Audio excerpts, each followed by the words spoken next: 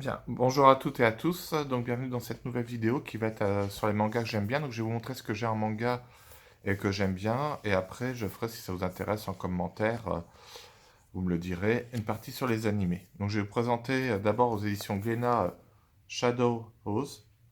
Donc pour l'instant c'est une série qui est en cours. Alors j'aime beaucoup cette série, pourquoi? Parce qu'au début elle peut paraître très enfantine, voire moyenne, alors qu'en fait, il y a beaucoup de suspense et de mystère. C'est une très bonne intrigue avec un thème original, donc c'est vraiment intéressant. Spy Family aux éditions Kurokawa, donc là aussi une série en cours, hein. J'ai hâte d'ailleurs d'avoir le tome qui va sortir. Un très bon remake sur les espions, sur comment on peut vivre en famille tout en étant un espion. Enfin, c'est vraiment très intéressant. Comment on part d'une mission pour arriver à quelque chose avec des sentiments et tout ça, c'est vraiment très très intéressant. Alors une série plus ancienne qui est terminée, Kenshin le Vagabond. Je ne sais pas si vous connaissez.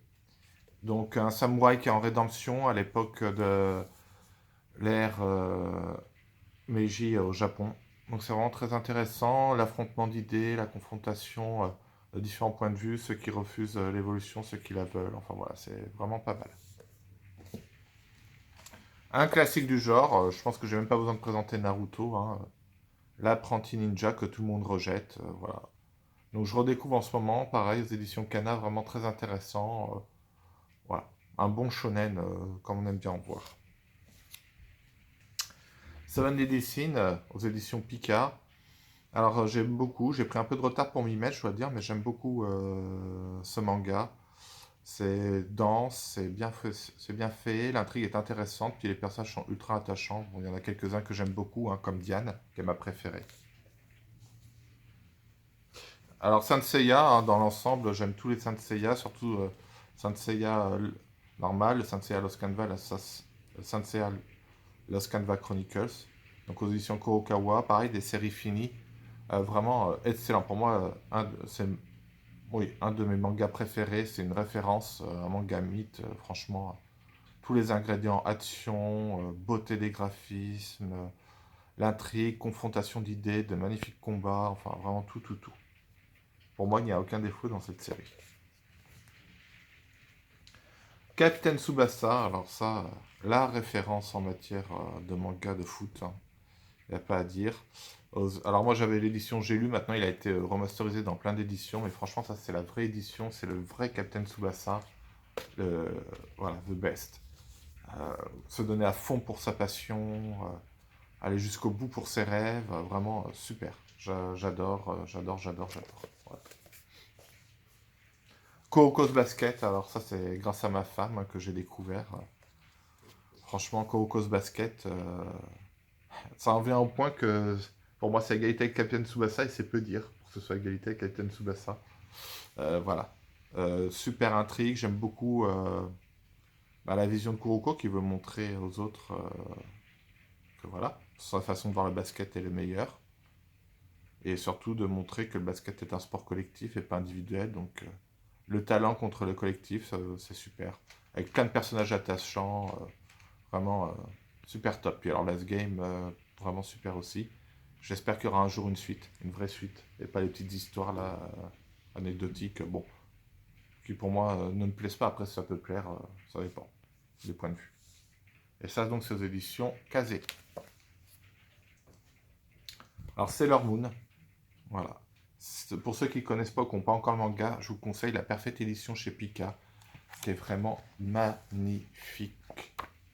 Voilà, qui rend vraiment hommage à cette série culte. Voilà. Personnellement, c'est ce qui m'a redonné goût à la série. C'est l'édition, la beauté des graphismes, tout ça. Vraiment, c'est super. Un manga, un beau shoujo.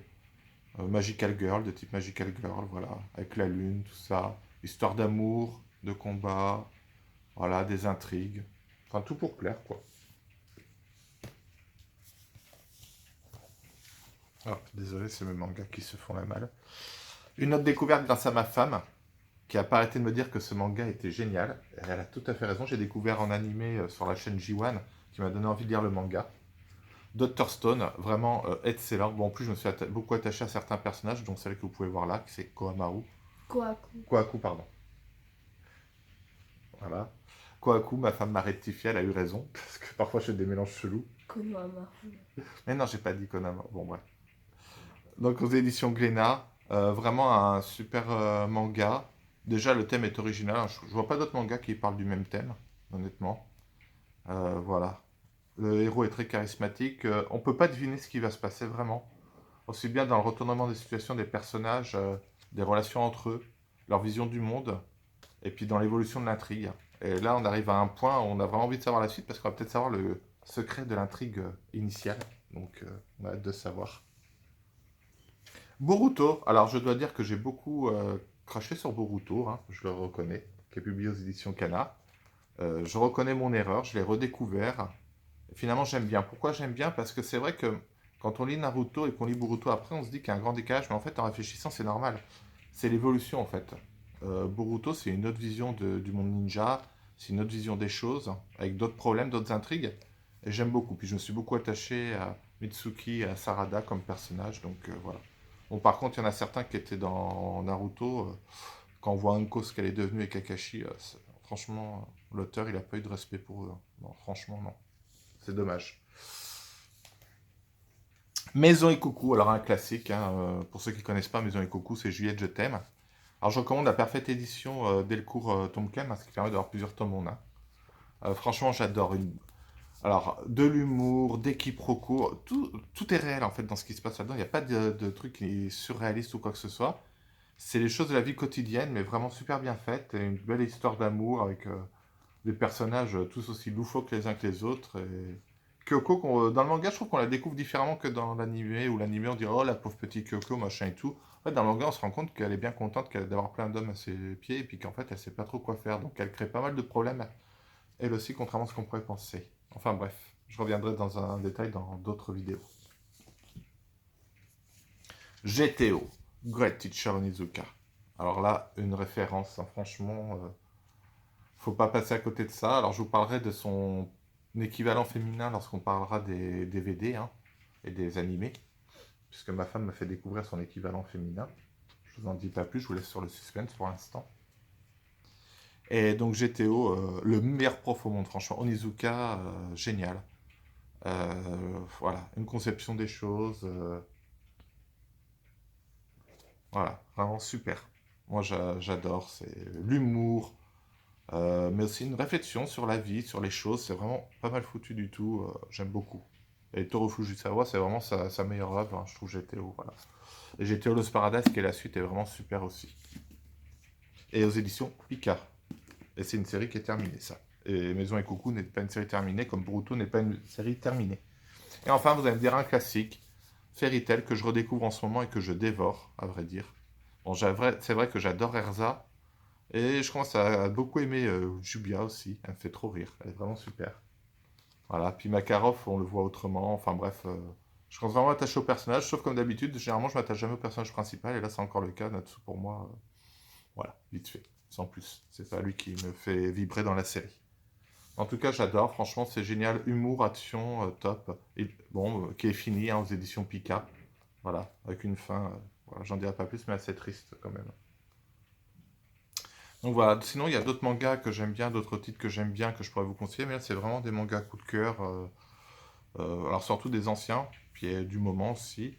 Si ça vous intéresse, je pourrais vous faire des vidéos sur les mangas en général, et je pourrais aussi vous faire des chroniques de mangas, voilà, n'hésitez pas à me dire. Abonnez-vous pour permettre d'avoir plus accès à plus de contenu, ce sera super. N'hésitez pas à commenter, à me dire si vous voulez une partie sur les animés, qu'est-ce que vous aimeriez voir dans les vidéos, voilà. N'hésitez pas à dire aussi vos remarques, ce que vous pensez de la vidéo. Voilà, n'oubliez pas de me suivre sur TikTok, Loïc et le Monde, sur Instagram, Loïc et le Monde. Dites-moi si vous voulez que je crée un Snap pour créer une petite communauté pour pouvoir discuter aussi. Voilà, n'oubliez pas de liker, puis si vous voulez partager, c'est super. Et la page Facebook, Loïc et le Monde. Voilà, ciao.